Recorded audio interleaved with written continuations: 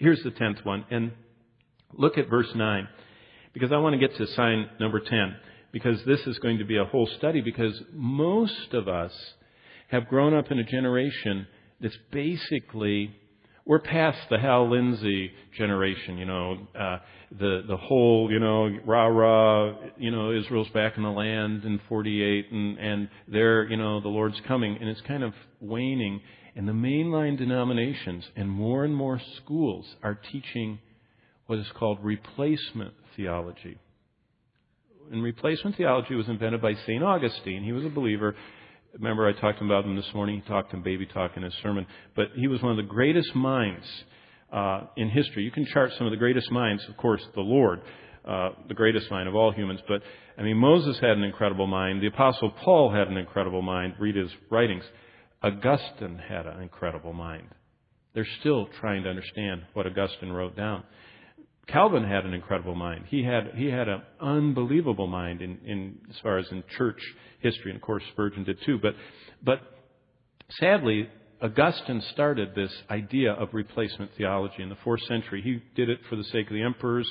They wanted more support of the Roman Empire, and so he obliged them and said, you know what? The church has taken the place of Israel. And so Jerusalem has now become Rome, and the church has now become God's people on earth. And here, all the promises of the Old Testament, all those blessings go to the church. Kind of sounds like charismatic theology, who also has imbibed a little bit in some of these errors. And so that whole idea of replacement theology started in the 5th century BC, and by the time we get to the 16th century, Luther and Calvin, they really swallowed it. And they, as I told you a couple of weeks ago, they went so far as to say, kill the Jews. Luther specifically wrote a whole tract, Kill the Jews. Lutheranism has the address against, or to the German nobility, it's called. And the address to the German nobility, Luther said, Christ killers, Christ haters should be killed. And that's a code for the Jews. And of course, Hitler tried. But the 10th sign in the 9th verse here in Matthew 24 is that the time would come when the world's entire attention will begin to revolve around Israel, the nation made up of God's chosen people of destiny. Now, the world did not create Israel. 1948 did not create Israel. 1948 recognized that a phenomenon had happened. And what had happened is basically in the late 19th century, people started migrating back to the Holy Land. Jewish people. When they went back, if you ever read Mark Twain's work, he toured around in that same time period around Israel, and he said it was nothing but a fetid swamp, malaria-ridden, and he said he traveled for 3 days and never saw a human being.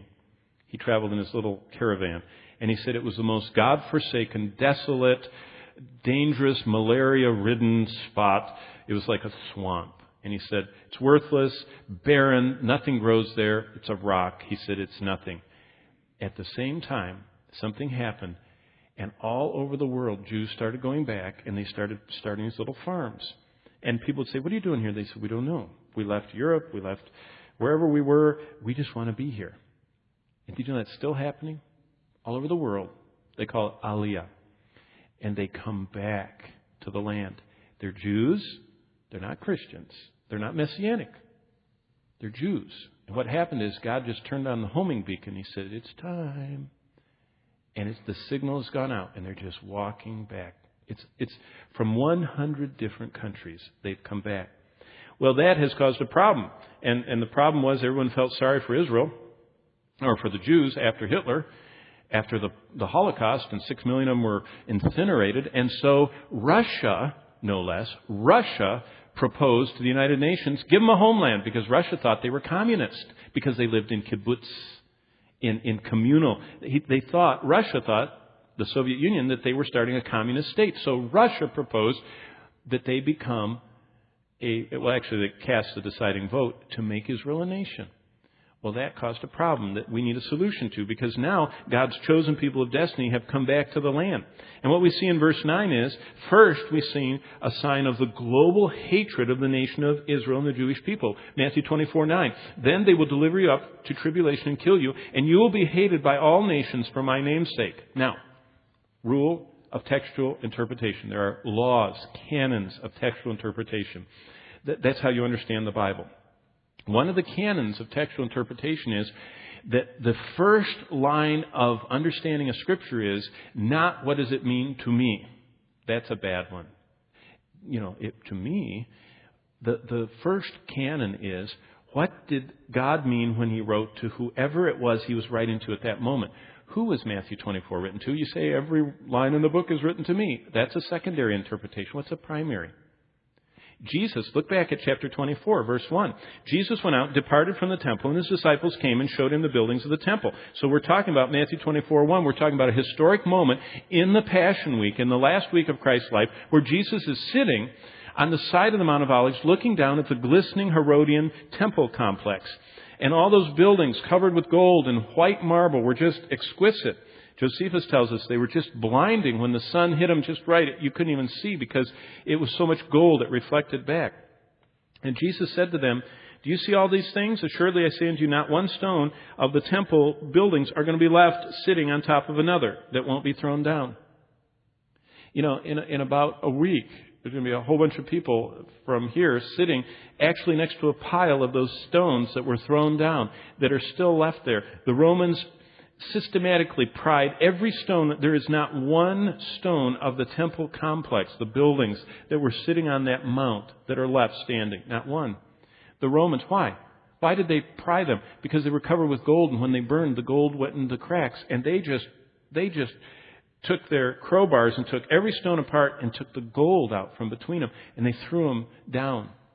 And there are just mounds of these stones. Verse 2 is one of the clearest prophetic fulfillments. When you go over to Jerusalem, you can still see these 5, 10, 20, and 50-ton stones just jumbled and thrown down, and not one of them is left on top of that mount. But continuing, as He sat on the Mount of Olives, verse 3, the disciples said to Him privately, saying, Whoa, when will these things be? What will be the sign? The sign. What He's answering is, what are the signs of your coming in the end of days? So that's what the whole 24th chapter is about. But who's He talking? Well, verse 4, Jesus answered and said to them, take heed that no one deceives you. The first law of textual interpretation is Jesus is talking to the disciples sitting in Jerusalem, in Judea, to Jewish people with a Jewish context. And if you read this whole chapter, it's all talking about this concept. It's centered on Jerusalem and Judea. That's why He says when your flight, verse 20, pray that your flight be not in winter on the Sabbath. That's Jews. The whole concept. And if you go on through, He talks about flee to the mountains and watch out when the city is surrounded and the temple and all that. So, number one, there is promised in verse 9 a global hatred that they will be hated. Look at the end of verse 9 of Matthew 24. When you see the Jewish people hated by all nations because they're God's people, the people of the name. Now, the Romans hated them. The Babylonians hated them. Everyone didn't hate them. They were accepted. When the Russians got mad at them, the French took them. When the French got mad at them, the Polish took them. The Jews have never been hated by everybody. But it's getting that way now.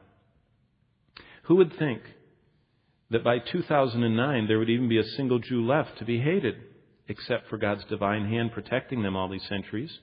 No nation or ethnic group has ever been hunted more, persecuted more, exiled more, tracked down and exterminated more than the Jewish people have been for 2,600 years. Now, there have been a lot of, atrocities. The Armenian massacre, where the Turks killed and massacred and butchered. And there's the Rwanda thing, there's Darfur, everything, there's stuff. But not for 2,600 years. Short little ones. Never has there been any group that's been persecuted for this long. As Ezekiel described in Ezekiel 35:5, there is an ancient hatred. That's what Ezekiel calls it. He said there's an ancient hatred that's against the Jewish people. Well, it is ancient. It's as old as the devil. It's his idea. But still, the Jewish people remain a distinct people group. Though they are the focus of an undying hatred by a huge part of the global community, and soon at the end by all of the people in the world, The rise of anti-Semitism worldwide was anticipated by Moses and other Hebrew prophets 3,500 years ago.